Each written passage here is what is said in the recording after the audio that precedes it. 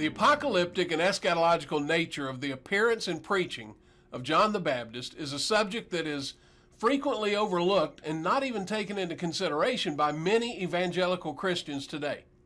As we've seen in the past week, the messianic prophecies of Isaiah chapter 40 and Malachi chapters 3 and 4 presented John the Baptist as the predecessor of the promised Messiah of Israel.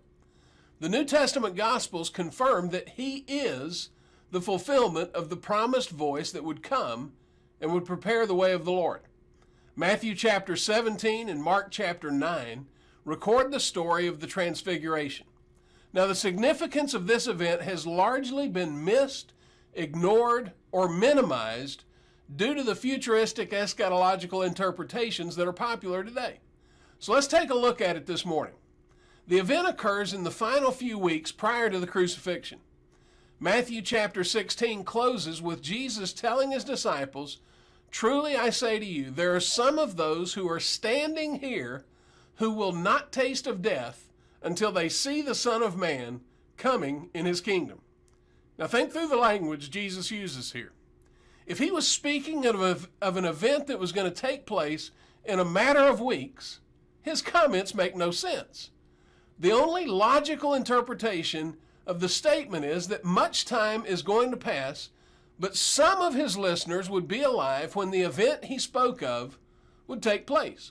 Now, he's clearly speaking of the coming destruction of Jerusalem in 70 AD, just as he was in the Olivet Discourse of Matthew 24, Mark 13, and Luke 21. 40 years would pass from the time he spoke these words until the city of Jerusalem and the temple were destroyed. Now, we pick up the story of the Transfiguration in Matthew chapter 17. We're going to begin at verse 1. 6 days later, Jesus took with him Peter, James, and John, his brother, and led them up on a high mountain by themselves. And he was transfigured before them, and his face shone like the sun, and his garments became as white as light. And behold, Moses and Elijah appeared to them, talking with him. Peter said to Jesus, "Lord, it is good for us to be here. If you wish, I'll make 3 tabernacles here, one for you, one for Moses, and one for Elijah." And while he was still speaking, a bright cloud overshadowed them, and behold, a voice out of the cloud said, "This is my beloved Son, with whom I am well pleased. Listen to him." Now, when the disciples heard this, they fell face down to the ground, and they were terrified. And Jesus came to them and touched them and said, "Get up and do not be afraid." And lifting up their eyes, they saw no one except Jesus himself alone. And as they were coming down from the mountain, Jesus commanded them, saying, "Tell the vision to no one until the Son of Man has risen from the dead." And his disciples asked him, "Why then do the scribes say that Elijah must come first?" And he answered and said, "Elijah is coming and will restore all things. But I say to you that Elijah already came, and they did not recognize him, but did to him whatever they wished. So also the Son of Man is going to suffer at their hands." Then the disciples understood that he had spoken to them about John the Baptist. Now, what's the significance of this event? Well, there's several things I want to point out. Number one, Jesus radiates before them. The passage says that his face shone as the sun, and his garments became as white as light, bright. It's very similar to the vision of Isaiah in Isaiah chapter 6 and the vision John received of Jesus in Revelation chapter 1. He was glorified before their eyes, and the sight was breathtaking, so much so that they fell to the ground and they were terrified. The second thing we see in this passage is appearing with Jesus are Moses and Elijah. Now, the text doesn't tell us how they knew it was Moses and Elijah. It just simply says Moses and Elijah appeared to them and was talking with Jesus. Moses and Elijah represent the law and the prophets, the Old Covenant. Peter offers to build 3 tabernacles to commemorate the significance of their appearance together. totally missing the moment. Why? Well, number 3, Moses and Elijah vanish, and the loud voice from God out of heaven says, "This is my beloved Son, with whom I am well pleased. Listen to him." Now, this event symbolizes the passing of the old covenant, the law and the prophets, and the launching of the new covenant, the Messianic kingdom. Jesus is central. He is the King. He is the Son of God. He is God among us. And the disciples are scared to death. And Jesus tells them to get up and to not be afraid. The 4th thing we see here is as they're walking down the mountain, Jesus says to them, "Tell no one of the vision until the Son of Man has risen from the dead." Now, in these final few weeks leading up to the crucifixion, Jesus becomes more and more explicit in his comments regarding his crucifixion and resurrection.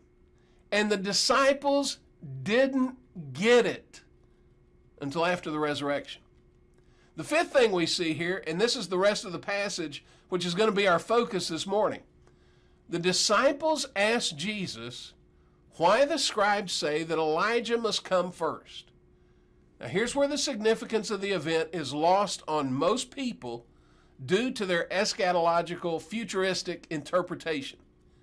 Jesus answers, "Elijah is coming and will restore all things." Now, this is a direct reference to the prophecy of Malachi chapter 4. We look at it in Malachi 4, verses 5 and 6. "Behold, I'm going to send you Elijah the prophet before the coming of the great and terrible day of the Lord. He will restore the hearts of the fathers to their children and the hearts of the children to their fathers, so that I will not come and smite the land with a curse." Now, Elijah will precede the coming of the great and terrible day of the Lord and will restore the hearts of the fathers to their children. Now, this is one of those passages that has always puzzled me. I've always heard that this last days coming of Elijah was going to be a restoration of the family. The hearts of the fathers will be restored to their children, and the hearts of the children will be restored to their fathers. Now, don't get me wrong. That's not a bad thing. But what in the world does it have to do with the coming of Messiah and the great and terrible day of the Lord, the day of judgment? And the answer is nothing. The fathers in this is a phrase used to speak of the Old Testament patriarchs. Now remember, Jesus' interaction with the first century Jewish leaders in John chapter 8. The discussion was over whether or not they were the children of Abraham and whether or not Abraham was their father. And he said to them, "Your father Abraham rejoiced to see my day, and he saw it and was glad." Now the story begins with this discussion in John 8, beginning at verse 37. "I know that you are Abraham's descendants." I know you're physical descendants, bloodline descendants of Abraham, yet you seek to kill me because my word has no place in you. I speak the things which I have seen with my father, therefore you also do the things which you heard from your father. And they answered and said to him, "Abraham is our father." And Jesus said to them, now notice this, "If you are Abraham's children, do the deeds of Abraham. But as it is, you're seeking to kill me, a man who has told you the truth, which I heard from God. This Abraham did not do. You are doing the deeds of your father." And they said to him, "We were not born of fornication. We have one Father, God." And Jesus said to them, "If God were your Father, you would love me. For I have proceeded forth and have come from God, For I have not even come of my own initiative, but he sent me. Why do you not understand what I'm saying?